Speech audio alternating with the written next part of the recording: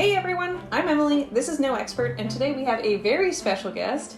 It's Gabi Chappel! Yay! Hello!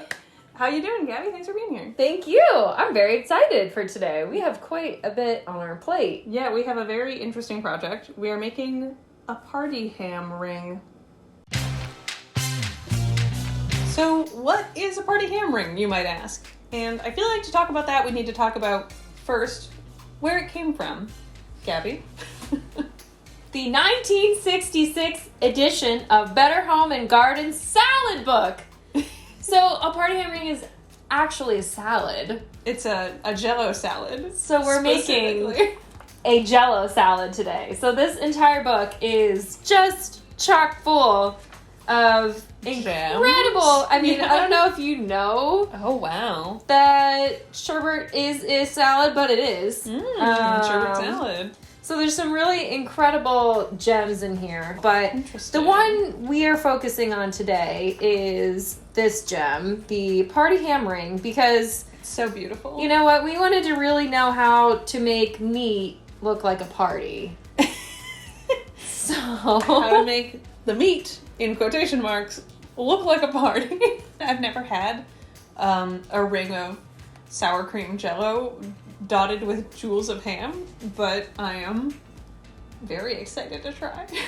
All right, well, I think we should get started. Let's get started. We have our work cut out for us. Yes, and the first thing we need to do is dissolve a packet of gelatin in this 1/4 cup of cold water. Do you want to do the honors? I feel like I'm by all means, you go for it. I'll follow you behind with our step 2. Okay. So, do you know anything about the history of gelatin? Like, why did they like this stuff? Oh, actually, I did learn quite a bit about this. Do you want to know? I do want to know. Okay, so here's the dealio. Basically, gelatin hit at just the right time and like a lot of things were going in its favor. So what was happening is it was like food was becoming industrialized, and it was something that was like that used to be extremely difficult to produce that became really easy.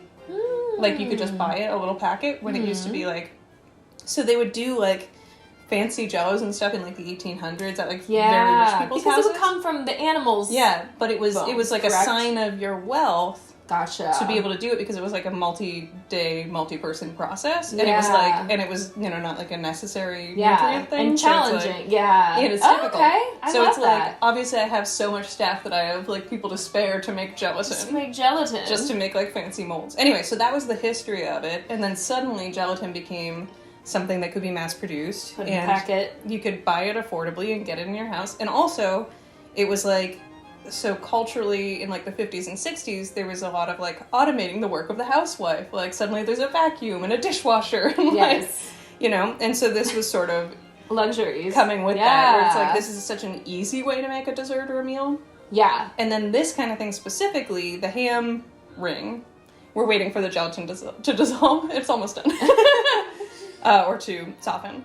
But then the ham ring was like, that kind of food was a good way to also like use up leftovers. So like you could serve the ham and then you could chop it into little bits and make a fancy ham ring. Yeah, and nothing says preserved like being encased in gelatin. Yeah. I mean, that does probably extend the shelf life quite a bit. Yeah, I would assume. Yeah. Probably. Next we need to add 3/4 cup of almost boiling water to our gelatin. Alright, so now we just want to have the gelatin dissolve into the hot water, which should just take a second. Yeah, I guess you have to make gelatin bloom. So when you put it in something like, when we put it in cold water, and I learned, you've made marshmallows before too, right? Yeah. You do that, and so like you have to kind of let it activate in the water, and then adding the hot water, I think, is what makes it, obviously dissolve into it. So yeah, which I think it has done.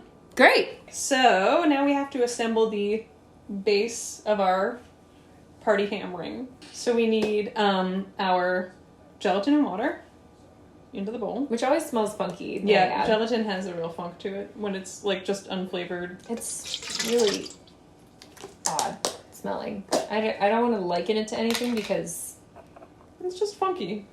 Because it is like the inside of like barn animal feet. It is. It's very barn. Or like, alright, and then we need a cup of sour cream. Excellent. It's 1 cup? Yeah. Oh, yeah. Bring it on. Do you want to start measuring up the mayonnaise? Yes. How much mayo? Yeah, half a cup of mayo. Half a cup of mayo. I have it easier. I have a squeeze bottle. All right, and then I'll let you scrape it. Are we plopping it in? Yeah, plop her on in. Plop. All right, and sour cream in. Mayo. How many ways do you? Yeah, I mean, but thankfully all the fat. It makes sense though. If you're gonna have all this other stuff to cover it up, then like, yeah, sure. Yeah. There's a lot of other flavors going in here.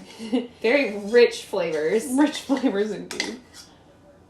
Also 3 tablespoons of vinegar. It says a dash of pepper and a 1/4 teaspoon of salt, but okay, that's not how I roll.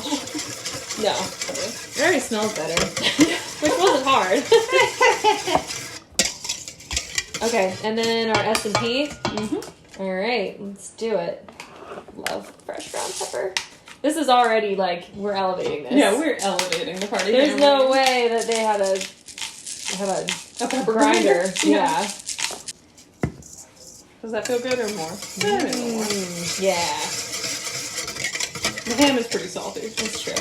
But hey, we don't want to undersalt our gelatin. Our party ham. It's not a party if there's no salt. That's right. That's right. That's right. Indeed. Cool. And we need to give this a mix, and then we're going to put it in the fridge and chill it until it's just soft.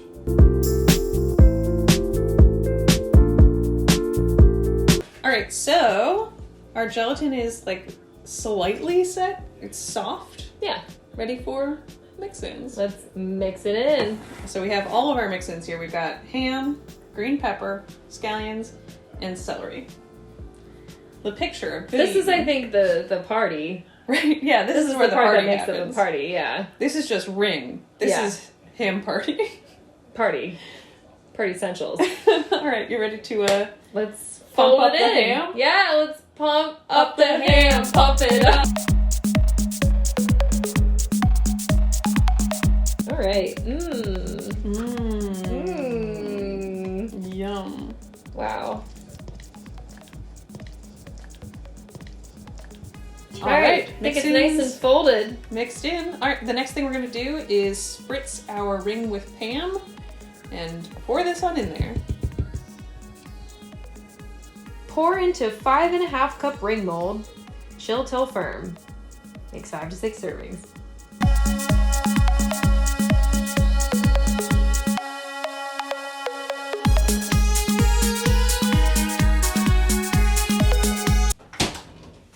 Alright, the moment of truth. The moment of truth. Oh my god, look at this thing. It looks like a party already. Mm-hmm. Yeah, I mean, it does. It does. Sort of a confetti of ham and I celery. think it is. It's confetti. Alright, I'm gonna just see. Yeah, We're gonna... yeah, I like that. And then we'll see if we need reinforcements. Ooh! Okay.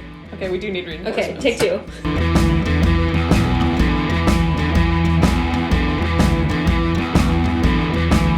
Oh! I heard it! Oh! Wow!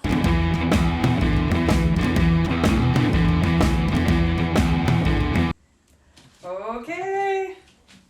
Here she comes! Party ham ring time. Look at her, she's all dressed up. The party has arrived. This is a party. Yay! Let's try it!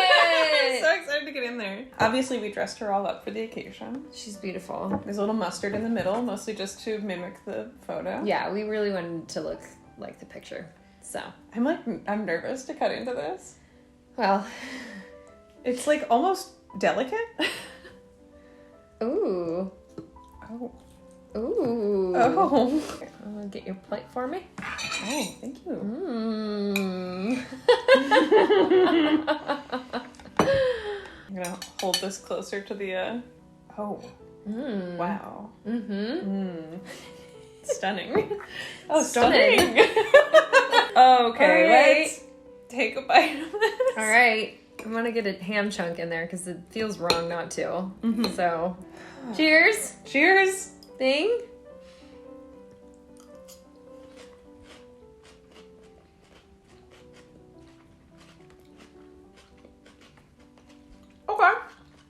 It tastes exactly like what you think it's gonna taste like. The flavor's like not terrible, but there is something like a little vomitous about the like mouth experience. I kind of want to try it on bread. Yeah, Right? yeah. Would you like a piece of bread? I would love a piece of bread. Thank you. You're very welcome. Yeah, I want bread, and I'm also maybe gonna do A little a mustard? little mustard. Yeah, I want to do a little mustard. This is surprising. The texture. And I'm not a texture person. I'm into anything. Mm-hmm. I like it all. Mm-hmm. This is a little shocking. Yeah. It's so close to mayonnaise that you're expecting it to just be like mayonnaise, and then when it has there's more to it, then it's a little surprising. It's like mayonnaise that just keeps going. Yeah. Mm-hmm. It just doesn't know when to stop. The vinegar is like I didn't think it was an aggressive amount of vinegar in the moment, but I think it might be kind of an aggressive amount of vinegar. I think it's also a mustard that's a little on the edge. Interesting. I brought the mustard today. It's been in my fridge for a while. I get it. I don't hate it. I don't hate it. I think that bread, there's a good. way to make this Mm-hmm. good, Mm-hmm. Yeah. but this is not all the way there. It's not bad. It's not bad. It's not bad. It could be much worse. I kind of thought it might be worse in some ways. Me too. So Yeah. I'm really, in many ways, pleasantly surprised. I feel like I'm just eating a ham sandwich with some fluffy mayo, to be honest. Which, in my Just book, like- is a good day. The ham sandwich God forgot. Yeah. Yeah.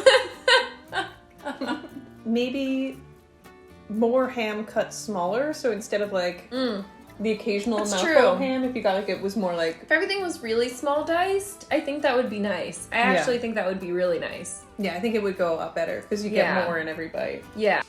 Would you make it or eat it again? No. I want to try more though. I'm intrigued and I'm into it. You're like titillated enough by this to continue the journey. Yes, Just absolutely. not like with this specific item. No, It's the definitely a salmon one. blast to make. And Oh, yeah. It looks cool. It looks really cool. Yeah. We Really both cool. have been like photographing it a bunch because it's quite It's amazing. remarkable. It's arresting. Just It is saying. arresting. It is very arresting. Oh boy. Well,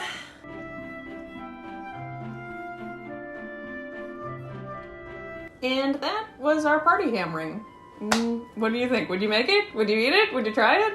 Let us know in the comments. Gabby, thank you so much for being here. thank you for having me. And Where can people find you on the internet? What's going on with you? Yeah, check me out on the gram. I'm not there too as much as I usually am anymore, but I have some new exciting stuff coming out. So at Gab Chappel.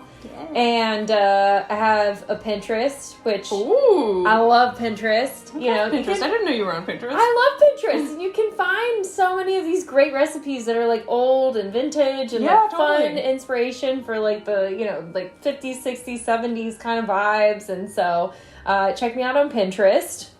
Is You that know? also Gab Chappel? Yep, same. Yep. And then last but definitely not least, I have a Spotify where I make monthly cooking playlists. So Hey, I actually have your December one saved still, and I enjoy cooking to it. Well, thank I can you. personally vouch for the playlists. Thank you again for being here. And thank you so much for being here. And if you like this video, don't forget to slap a thumbs up on it. And hey, while you're down there, why not subscribe for more videos like this? That could be fun. I think that's it. I hope you're great. Party ham on, and I'll catch up with you later. Okay, bye-bye!